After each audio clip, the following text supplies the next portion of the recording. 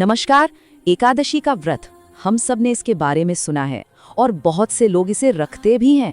पर क्या कभी ये सोचा है कि इसकी शुरुआत हुई कैसे? क्यों ये व्रत इतना महत्वपूर्ण माना जाता है?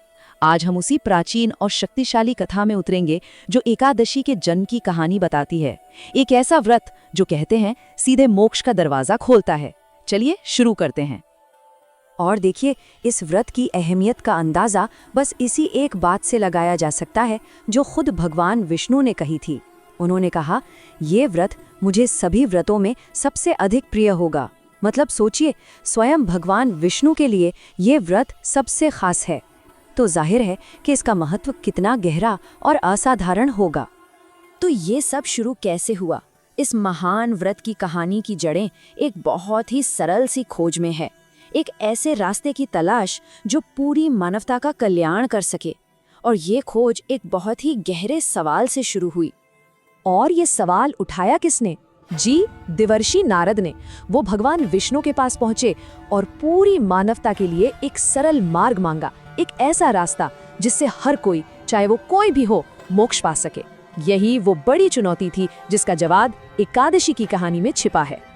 लेकिन कहते हैं ना, हर महान कहानी में एक संघर्ष होता है, एक विलन होता है। तो यहाँ भी कहानी में एक ट्विस्ट आता है और एंट्री होती है एक ऐसे शक्तिशाली राक्षस की जिसके आतंक को खत्म करने के लिए देवताओं को भी मदद की जरूरत पड़ी। इस राक्षस का नाम था मुर। और ये कोई छोटा मोटा दैत्य नहीं था। उसकी ताकत इतनी जबरदस्त थी कि उसने स्वर्ग पर ही कब्जा कर लिया और इंद्र समेत सभी देवताओं को देवलोक छोड़कर भागना पड़ा। जब सारे देवता बेबस हो गए, तब वे सब मिलकर मदद के लिए भगवान विष्णु की शरण में पहुंचे। इसके बाद जो युद्ध छिड़ा वो कोई एक दो दिन का नहीं था। भगवान विष्णु और मुर के बीच ये भीषण लड़ाई कई वर्षों तक चलती रही। इससे अंदाजा लगाया जा सकता है कि ये संघर्ष कितना ज्यादा तीव्र रहा होगा। इतने लंबे युद्ध के बाद भगवान विष्णु भी थक गए। वो आराम करने के लिए बद्रीनाथ की सिन्हावती गुफा में चले गए। लेकिन वो राक्षस मुर, उसने पीछा नहीं छोड़ा। वो भी उस गुफा में आ धमका जहां भगवान विष्णु विश्राम कर रहे थे। एक पल को तो ऐसा लगा जैसे सब कुछ संकट में है। और बस यहीं कहानी का सबसे बड़ा टर्निंग पॉइंट आता है। एक ऐसा चमत्कार होता है जो पूरे युद्ध का पासा ही पलट देता है। यहीं से जन्म होता है एक दिव्य शक्ति का। सिचुएशन एकदम क्रिटिकल है। राक्षस मुर सो रहे भगवान विष्णु पर हमला करने ही वाला है। ऐसे में सवाल उठता है कि उस समय आपात रूप से असहाय दिख रहे भगवान विष्णु की रक्षा करेगा कौन? और ठीक उसी पल एक अद्भुत, अविश्वसनीय घटना हुई।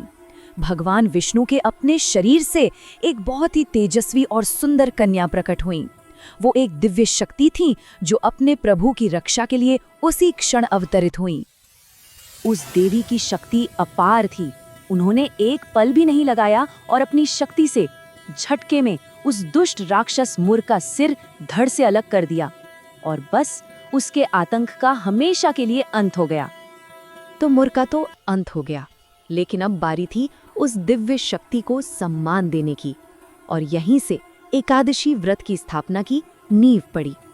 जब भगवान विष्णु जागे और उन्होंने देखा कि मुर मारा जा चुका है, तो वे उस दिव्य कन्या की वीरता से बहुत खुश हुए।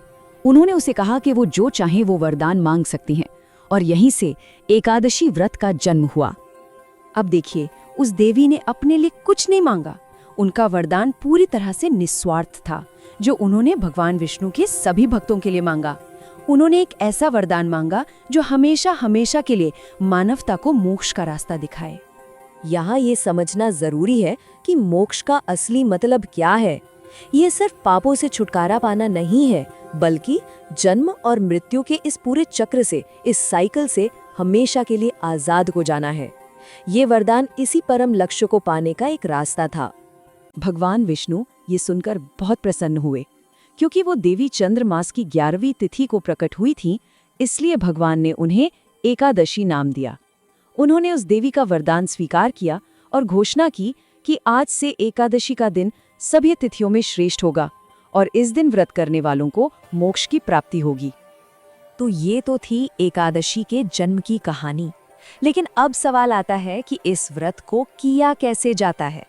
चलिए जरा इसकी विधि और नियमों को भी समझ लेते हैं। अक्सर लोग सोचते हैं कि ये सिर्फ एक दिन का उपवास है, पर असल में यह एक 3 दिन का पूरा आध्यात्मिक अनुष्ठान है। इसकी तैयारी दशमी से यानी एक दिन पहले से ही शुरू हो जाती है। फिर एकादशी को मुख्य व्रत रखा जाता है और अगले दिन यानी द्वादशी को सही विधि से व्रत खोला जाता है, जिसे पारण कहते हैं। एकादशी का व्रत रखने के भी 2 मुख्य तरीके हैं। पहला है निर्जला, जिसमें पानी भी नहीं पिया जाता, ये सबसे कठोर रूप है। दूसरा है फलाहार, जिसमें फल और कुछ दूसरी चीजों का सेवन किया जा सकता है। हर कोई अपनी श्रद्धा और अपने शरीर की क्षमता के हिसाब से इसका पालन कर सकता है। लेकिन एक बात याद रखने वाली है, एकादशी सिर्फ भूखे रहने का नाम नहीं है। इसका असली मकसद तो मन को ईश्वर से जोड़ना है। इसीलिए इस दिन भगवान विष्णु की पूजा, मंत्रों का जाप, एकादशी की कथा सुनना और रात में भजन कीर्तन करना, ये सब बहुत महत्वपूर्ण माना जाता है। तो आखिर इस पूरे व्रत को करने से मिलता क्या है? इसका अंतिम फल क्या है? ये हमें वापस कहानी की शुरुआत में ले जाता है। इस व्रत का परम फल वही है जो देवर्षि नारद ने मानवता के लिए मांगा था, सभी पापों का नाश और मोक्ष की प्राप्ति। मान्यता है कि जो भी श्रद्धा से इस व्रत का पालन करता है, उसे अंत में भगवान विष्णु के धाम वैकुंठ में स्थान मिलता है। तो ये थी एकादशी के जन्म की कहानी। लेकिन ये तो सिर्फ एक शुरुआत है। जानते हैं, साल में आने वाली हर एकादशी की अपनी एक अलग कथा और अपना एक विशेष महत्व होता है। यह ज्ञान का एक ऐसा विशाल सागर है जिसमें खोजने के लिए हमेशा कुछ न कुछ नया मिलता है।